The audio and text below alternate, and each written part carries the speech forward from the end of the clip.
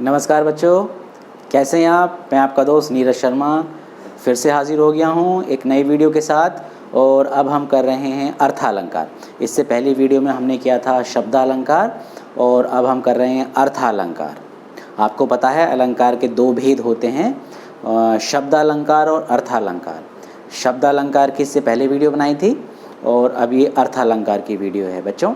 और ये आपके टर्म 1 में आएगी। 9th क्लास में 4 अंकों के आते हैं अलंकार, तो हम सीधा कर रहे हैं अलंकार, अर्थालंकार।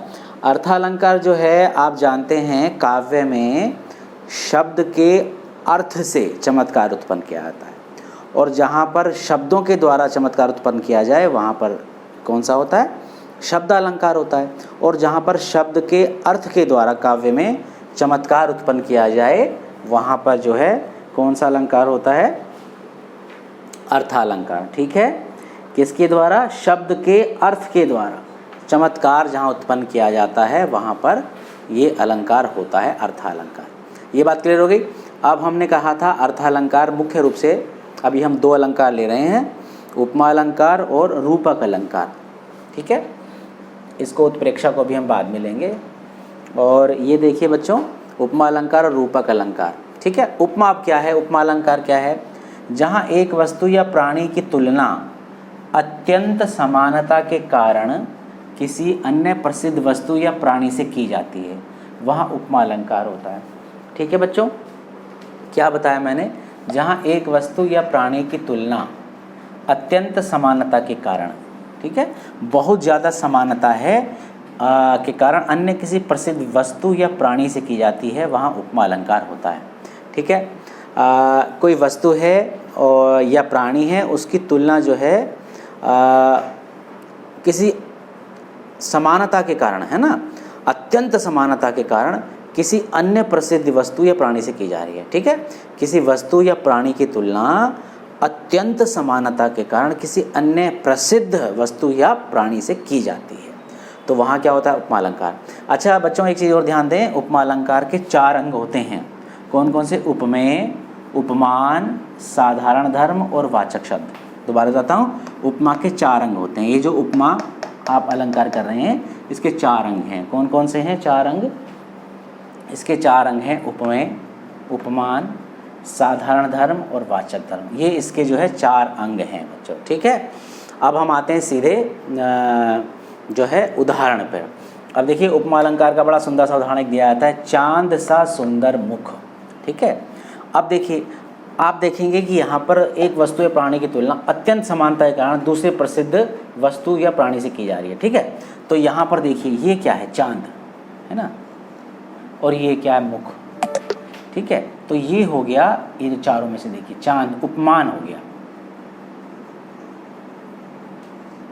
ठीक है, और मुख क्या है, उपमेय।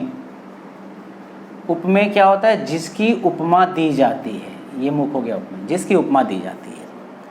उपमान क्या हो गया, वह शब्द जिससे उपमेय की जो है विशेषता बताई जाए, समानता प्रकट की जा रही है, तो तुलना की जा रही है। ठीक है, ये उपमान जो है विशेषण होता है, एक तरह से कह सकते हैं, और ये विशेष्य होता है जिसकी बताई जाती है, और जिस शब्द से बताई जाती है वो उपमान होता है।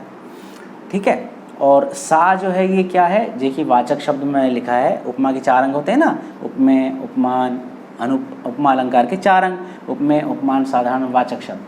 वाचक शब्द ये आते हैं सा, से, सी, है ना, सम भी आता है इसमें, है ना, सा, से, सी, सम, सरिस आदि, ये शब्द जो है वाचक शब्द होते हैं। तो चांद हो गया उपमान, सा हो गया वाचक शब्द,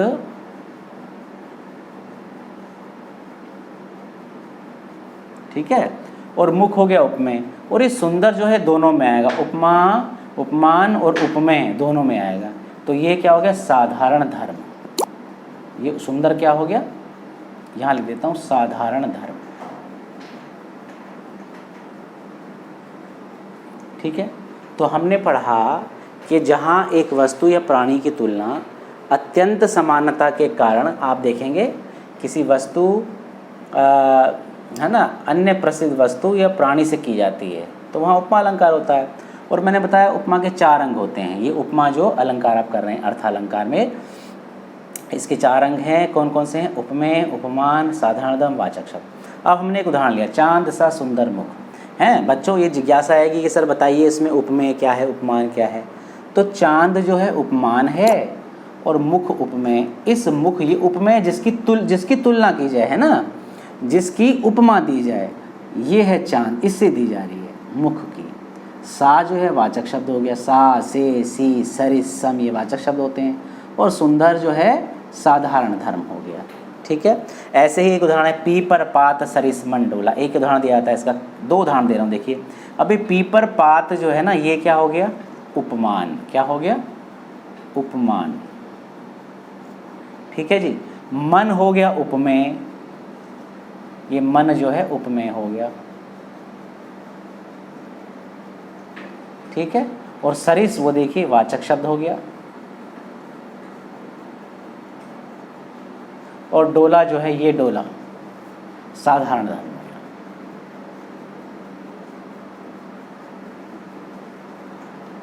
बात क्लियर हो गई बच्चों।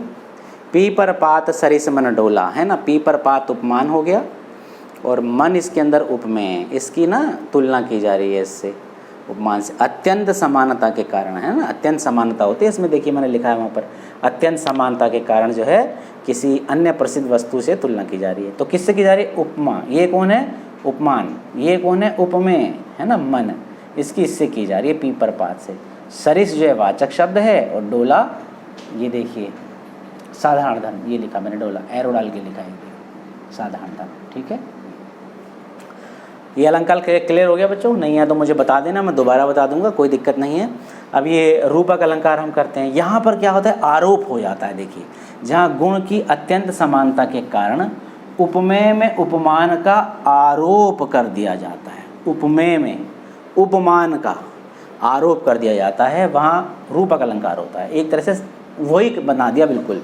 ठीक है, उदाहरण देखिए, मैया मैं तो चंद्र खिलौना ले हैं, ले हों, मैया मैं तो चंद्र खिलौना ले हूँ। अब ये क्या है, चंद्रमा, चंद्र खिलौना है, ये क्या है, उपमेय। ठीक है, ये हो गया उपमेय, यहाँ लिख देता हूँ उपमेय। कहाँ, यहाँ लिख देता हूँ। और खिलौना क्या हो गया, उपमान। ठीक है बच्चों। अब क्या है कि उपमेय, ये देखिए, उपमेय में उपमान का आरोप हो गया है। उपमेय में, इस उपमेय में, इस चंद्रमा में खिलौना उपमान का आरोप हो गया है। क्लियर हो गया बच्चों, उपमेय में उपमान का आरोप। तो चंद्रमा जो उपमेय जो है, इसमें खिलौना उपमान का आरोप हो गया, मतलब एकदम एक ही हो गए दोनों, चंद्रमा और खिलौना। मैया मैं तो चंद्र खिलौना ले हूँ, ये उपमेय है ना, इसकी उपमा दी जा रही है खिलौने से। तो उपमेय में यानी चंद्रमा में खिलौना उपमान का आरोप हो गया। ठीक है, दूसरा उदाहरण देखिए, चरण कमल बंदो हरिराई। अब ये चरण जो है, ये क्या है, उपमेय। ठीक है, कमल क्या है, उपमान। ठीक है, तो ये क्या हो गया है, देखिए, उपमेय में उपमान का आरोप है। तो ये चरण कमल, चरण कमल कैसे हो गए हैं, एक हो गए हैं चरण कमल। चरण में यानी उपमेय में कमल उपमान का आरोप हो गया है। ठीक है, चरण उपमेय में कमल उपमान का आरोप हो गया है। ठीक है, एक उदाहरण देखिए रूपक अलंकार का, शशि मुख पर घूंघट डाले, हैं, शशि मुख पर घूंघट डाले। अब शशि क्या है, ये उपमान है, और मुख क्या है, उपमेय, है ना। तो इस मुख पर उपमान का आरोप हो गया है, रूपक अलंकार के उदाहरण बच्चों। ठीक है, ये दोनों अलंकार अर्थालंकार हैं, दोनों उपमा रूपक जो मैंने कराए हैं, और इनके एग्जाम्पल आप अच्छे से याद कर लें और पेपर में आएंगे। आप ध्यान से अगर जो आप इनको देखेंगे तो आपको व्याकरण की अच्छी जानकारी हो जाएगी, प्लस अलंकार भी आपको आ जाएंगे। ऐसे ही अन्य उदाहरण के साथ मैं अलंकार अभी आगे कंटिन्यू करूँगा। ये वीडियो आपको कैसा लगा ज़रूर बताना, लाइक करें, सब्सक्राइब करें और अपने मित्रों को शेयर भी करें। ठीक है बच्चों, थैंक यू।